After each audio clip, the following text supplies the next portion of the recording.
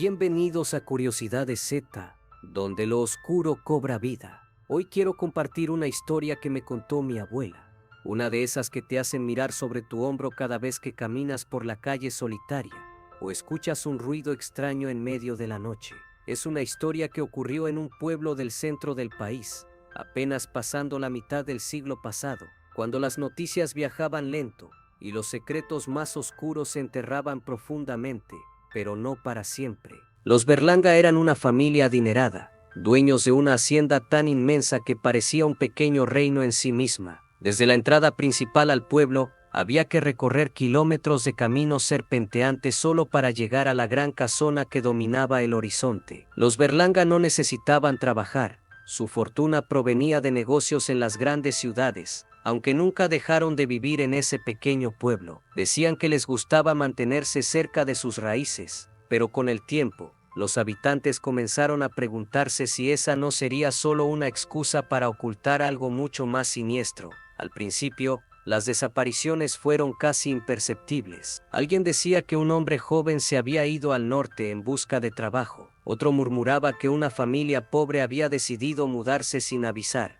Pero poco a poco, esas ausencias empezaron a acumularse. Luego no fueron solo adultos. Adolescentes comenzaron a desaparecer sin dejar rastro. Después niñas, niños, incluso familias enteras. Las charlas de las viejitas en la plaza se llenaron de rumores, brujas, espantos, criaturas sobrenaturales que llegaban en la noche para llevarse a los habitantes. Nadie sabía qué pensar, pero todos sentían el mismo miedo creciendo en sus corazones. Un día, algo cambió. Un campesino que transportaba chiles hacia Guadalajara encontró a una niña de 12 años corriendo desesperada por el camino. Estaba cubierta de heridas, rasguños profundos y mordeduras que parecían hechas por dientes humanos. Algunas eran pequeñas, otras enormes, como si diferentes bocas la hubieran atacado. Cuando intentaron limpiarla, descubrieron algo aún más aterrador: le faltaba un pedazo de carne enorme en el hombro, como si una bestia humana la hubiera devorado viva. La niña temblaba de pánico mientras repetía una y otra vez: no vayan al pueblo, no confíen en la policía, no hay salvación.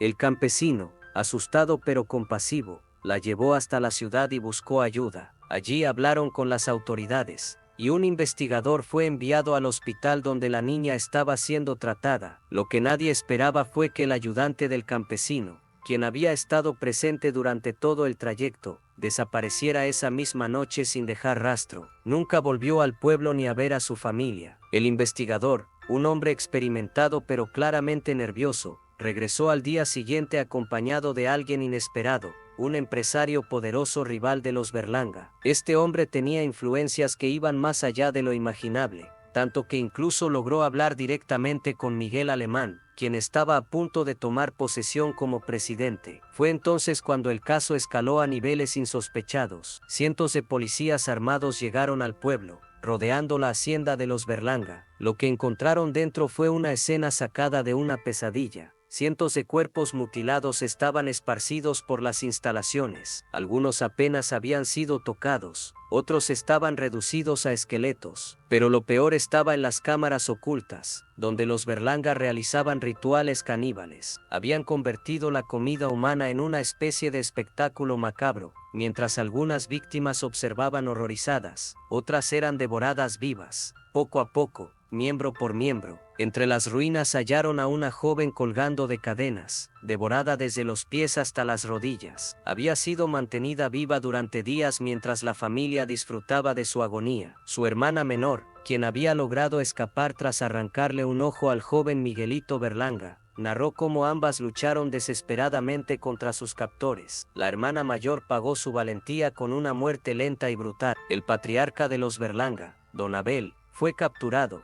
pero el resto de la familia desapareció sin dejar rastro. Según cuentan los ancianos del pueblo, algunos de los peones que sobrevivieron a la balacera fueron linchados por los habitantes enfurecidos, pero eso no trajo justicia real. Ninguno de los Berlanga llegó a ser juzgado por sus crímenes. Lo más inquietante es que décadas después, en los años 90, cuando mi abuela regresó al pueblo, Los niños aseguraban haber visto entre las ruinas de la hacienda a un hombre con un parche en el ojo. Sus risas guturales resonaban en la noche, y algunos juraban haber escuchado el sonido de dientes triturando carne en la oscuridad. Mi abuela solía decir que incluso después de abandonar el pueblo, a veces despertaba sobresaltada, con la certeza de que algo o alguien la observaba desde las sombras. ¿Qué pasó con los Berlanga? ¿Cuánto dinero necesitaron para comprar su libertad? ¿En qué ciudad o en qué pueblo se escondieron después de aquello? Y lo más aterrador de todo, continuaron con sus macabros rituales en otro lugar, alimentándose de nuevas víctimas mientras el mundo seguía adelante, ajeno a su horror. Esta historia no deja de perseguirme. Cada vez que leo noticias sobre personas desaparecidas, no puedo evitar preguntarme cuántas de ellas podrían estar conectadas con algo tan oscuro como esto, porque como decía mi abuela, el mal nunca muere realmente, solo encuentra nuevas formas de esconderse y de alimentarse. Gracias por acompañarnos en esta nueva entrega de Curiosidades Z. Si te gustó esta historia, no olvides dejar tus comentarios y compartir este video, y recuerda, a veces lo más aterrador no son los monstruos que conocemos, sino aquellos que creemos que solo existen en nuestras pesadillas. Hasta la próxima.